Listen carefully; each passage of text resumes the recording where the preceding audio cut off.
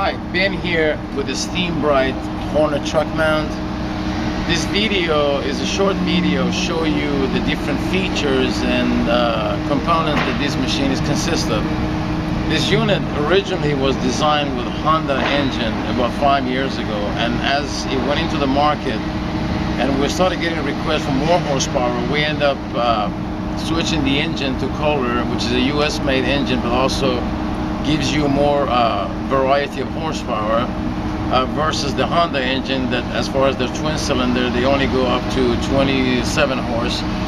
This machine is capable of being designed up to even 30 to 46 horsepower engine.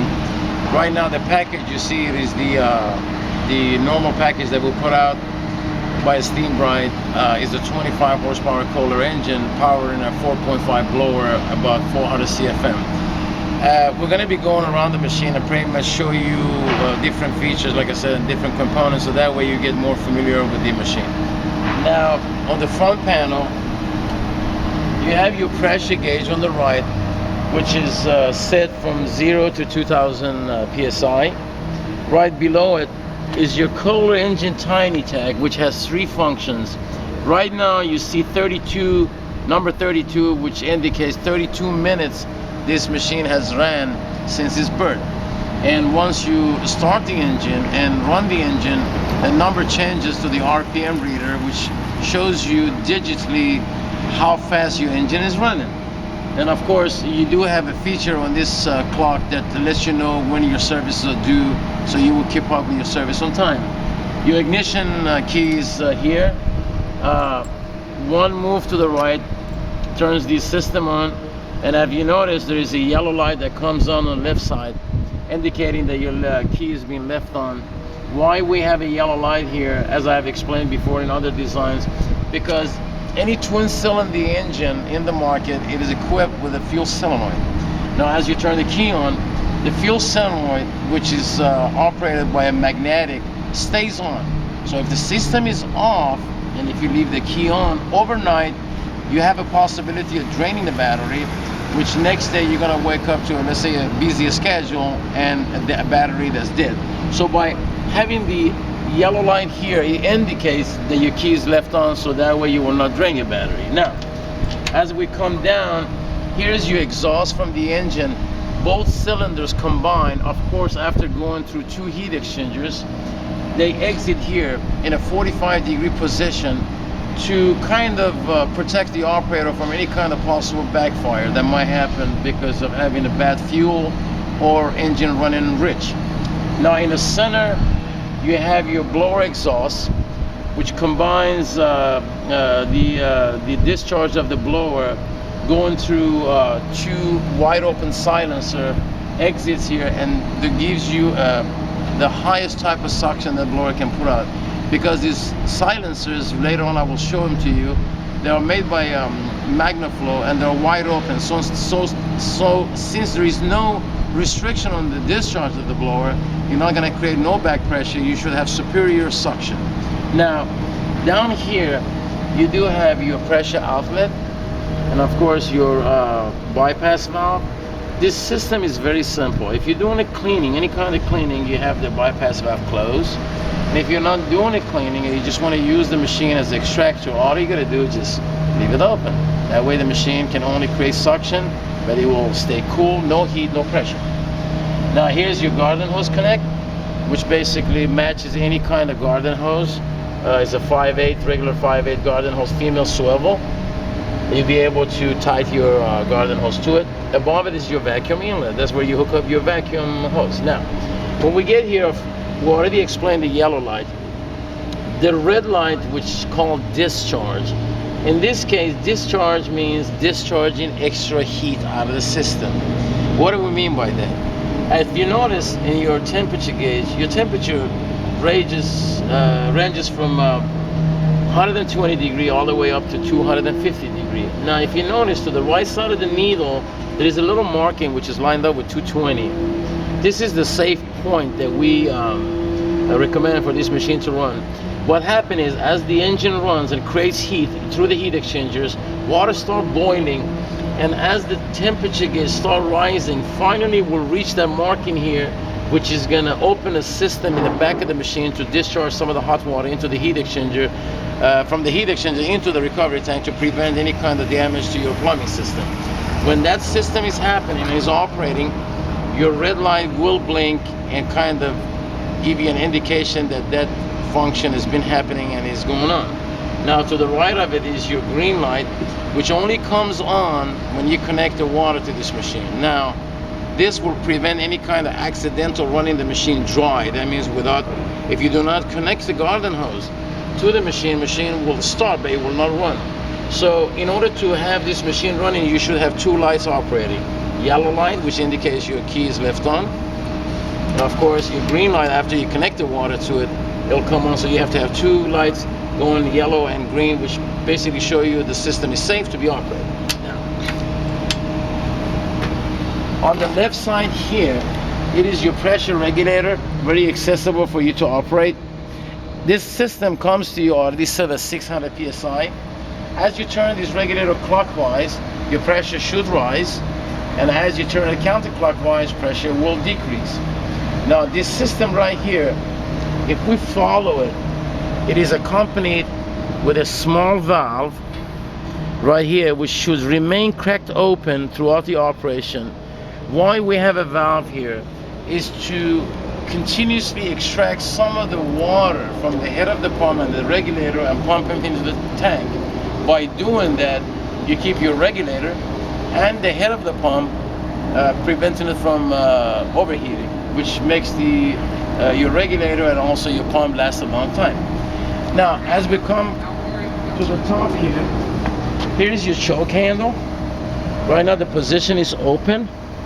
As we move it to the left, shows the closed position, which helps you start the engine. This choke is only used when the engine is too cold to start, so you kind of move it to the left, allowing the engine to siphon extra gas to fire up quick. Now below it is your throttle handle. To the right is slow, and of course as you move it to the left, your engine speed should increase. Now, on the right side, we have our secondary heat exchanger and of course our air valve. This air valve right here is a safety feature for the blower not to go under severe suction. It will open up at 16" of mercury, which is spring loaded. The only time it will open up if the machine or the unit gets overloaded with too much suction. Past 16" of mercury, it will open up to prevent the coupling between the engine and blower from breaking. Now, right next to it, there's a very simple ball valve. Right now it's a closed position. This is used in case if you need to lubricate the blower. All you have to do while the machine is running, have it open, then you'll be able to spray the lubricant like WD-40 through here for it to flow into the blower to lubricate the blower very easy. Now coming down this way, here's your dump valve, which is a 2". You'll be able to either connect a piece of flex hose to it to be able to guide your recovered water outside of your vehicle, or you can disconnect it from here and mount it in the front for your convenience. Now, as we come here, this is our 80-gallon recovery tank.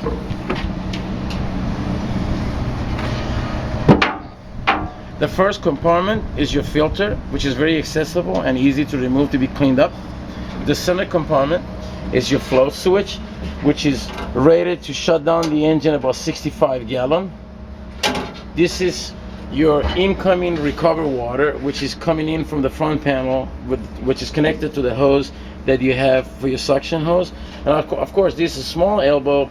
Any kind of overheat discharge and any kind of thermal relief valve discharge will enter the tank here. Now, this tank is a square tank, but it is crush proof. Means what?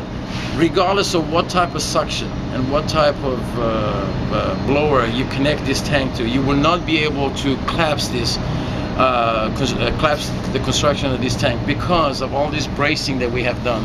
If you notice on the top, you do have a series of angles that's been welded to reinforce the top edge of the tank.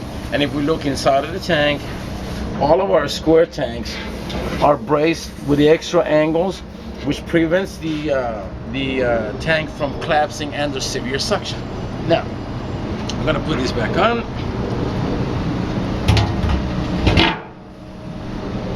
coming to the left side of the machine, this port right here is connected to your vacuum inlet, which carries the dirty water into the tank.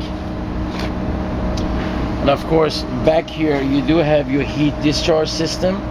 This is a very reliable valve that we use made by Demo Engineering in the United States. And what this valve does is stays normally closed unless if your temperature or your temperature gauge reaches the marking that you set it, automatically pops open and flushes some of the hot water from both of the heat exchanger through this hose into the recovery tank for safety. Now there is a ball valve right after this solenoid valve. This should remain open at all time. The reason we have this, because sometimes, let's say after 1,000 hours of operation, eventually you're going to get some dirt or some kind of trash buildup inside of this valve.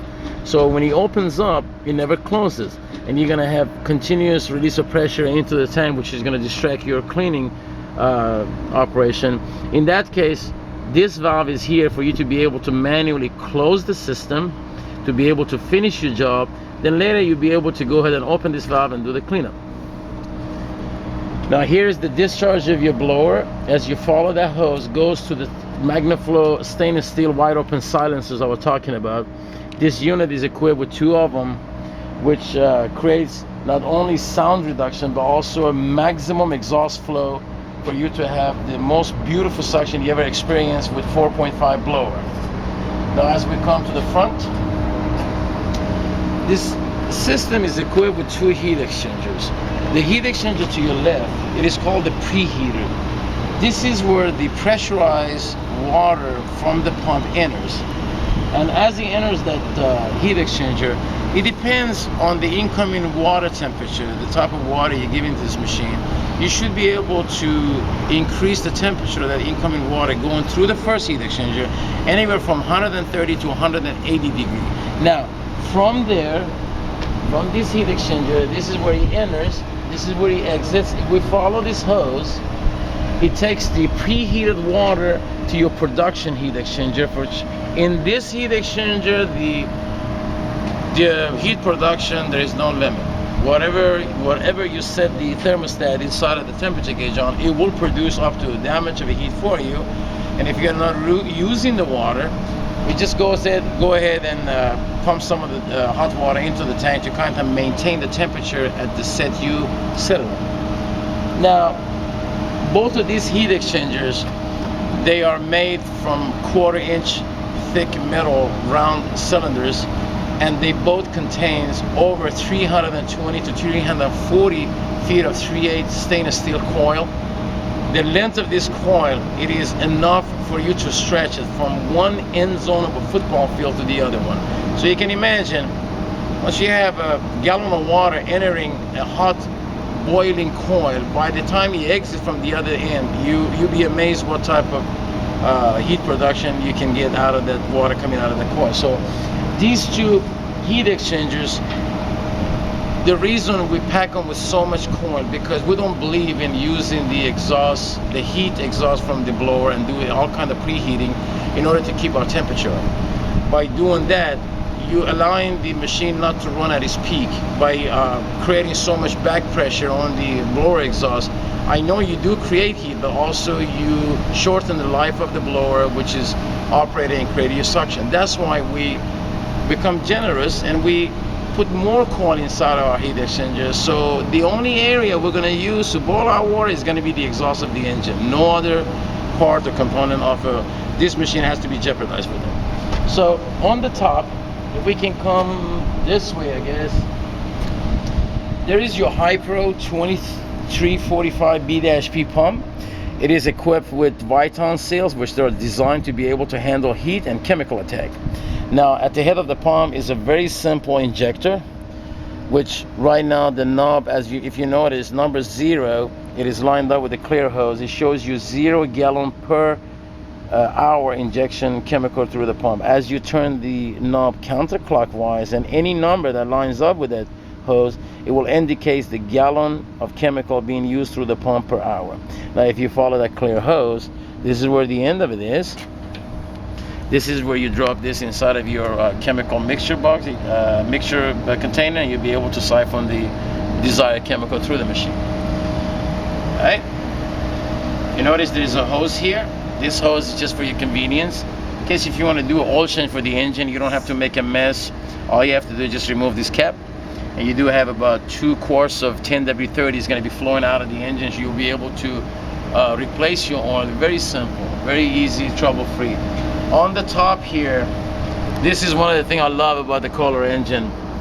They, few years ago, they came up with a fully mechanically driven fuel pump.